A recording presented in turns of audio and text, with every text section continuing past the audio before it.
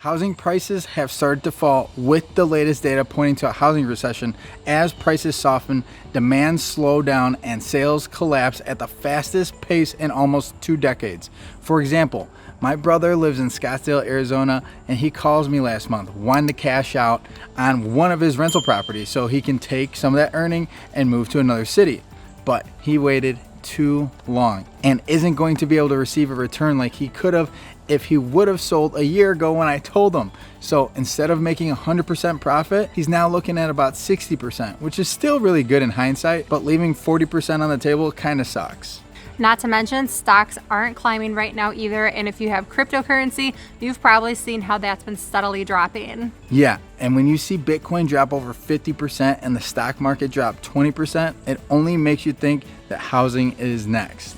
So let's explain what's happening with the housing market, how much prices are declining, and whether or not you're living in one of the many markets that's being predicted to fall over the next year. Housing prices everywhere, no matter where you go, are going to be made up of 4 main categories: supply and demand, where the interest rates are at, and where the economy is at.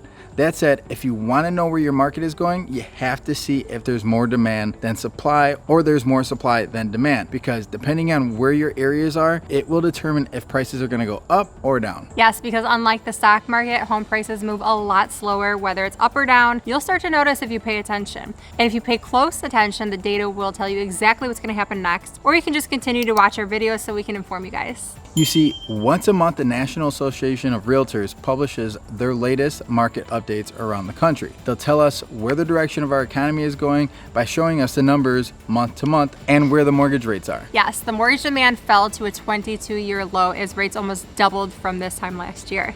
Mortgage applications are almost 20% lower than this time last year, and refinances have dropped more than 75%. But the one thing that has changed the most is that home prices are declining every month, with prices now $10,000 lower than they were just 30 days ago. We see it from coast to coast, and don't get us wrong, there are still some very in-demand places where people aren't seeing this price fluctuation, but on average, that's what we're starting to see. And we just moved to a new house in May, and we were lucky to lock in at around the high 4s? Yeah. I don't know the exact rate, but just after that in June, rates went up to 6%, and they're now declining back to that 5%? They're kind of hanging out there right now.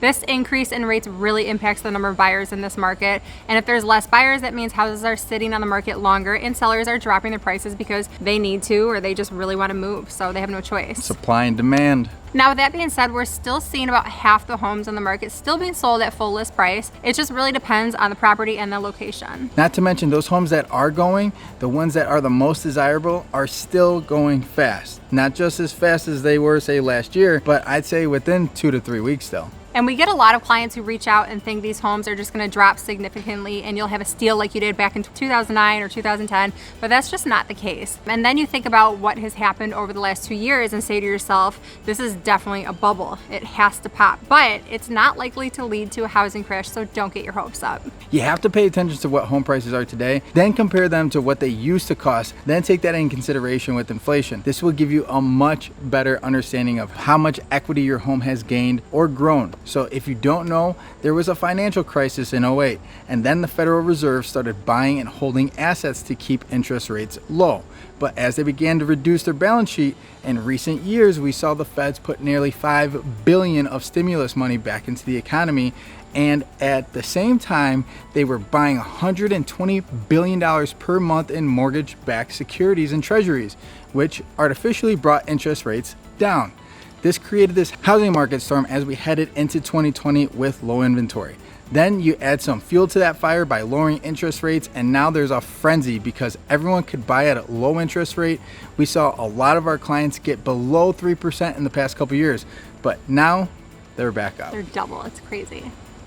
So what does that mean for the housing market, and could another buying opportunity be coming to a market near you? Well, competition is slowing down among buyers, and this means properties are spending more time on the market before they sell. Now, this isn't always the case, especially if you have a very desirable property in a competitive price point, but We haven't seen real price growth like the last 2 years, and if anything, we've watched it slowly decline. It's possible that the market is going to see even more of a decline over the next few years, especially since we're seeing that homes are overvalued by more than 20% in some places. Yeah, we have clients ask if home prices are going to collapse, and I tell them, no, not exactly. There are too many factors that are keeping prices relatively stable. You have low inventory when demographics are changing because people are still moving to areas they want or finally can since everyone is starting to work remote. Then you have a labor shortage along with material costs that have increased, so builders can't build enough to keep up with the demand. So it may seem like there's plenty of inventory, but if the market falls, it won't make sense for them to keep building at the same capacity as they did before, unless they want to be in a position like they were in 08. And speaking of, lending standards are still very strict, especially compared to how they were before 2008. There's little to no concern that buyers won't be able to make their payments, at least for the next few years, and homeowners have plenty of equity in their houses, so there's very little risk of them losing it to foreclosure like they did before. And if homeowners were lucky enough to not have moved and stayed where they were, then you know they have a super low interest rate. Most experts agree that home prices are high, which doesn't mean it's going to crash. We'll likely see more modest declines, that's all. We already see that the housing market is slowing down, prices are softening, and there's a lot less competition if you're a buyer. That's what I believe, unless you live in Tampa, Florida, or another city that everyone is moving to, like say Austin, Texas. And then a price decline is likely going to be healthy, and it might be a good opportunity to negotiate price on a property. Besides that though, I probably wouldn't be worried about a catastrophic housing collapse like we saw before, although I would only recommend you buy a property that you intend to keep for at least 7 to 10 years. That way, no matter what happens in the short term, you're gonna be okay. I guess leaning more towards 10 just because where we're at right now with everything. So don't trust your crazy uncle or your buddy who has a hunch. Read between the lines, don't just read the headlines. I do personally think there's a good chance that we'll go into a recession within the next year, but there's only one way to know for sure, so I guess we'll have to just wait and see. And until then, keep watching us for the latest, and if you need any help with your real estate needs, feel free to give us a call, shoot us a text, or send an email. We'll see y'all next time. See you guys.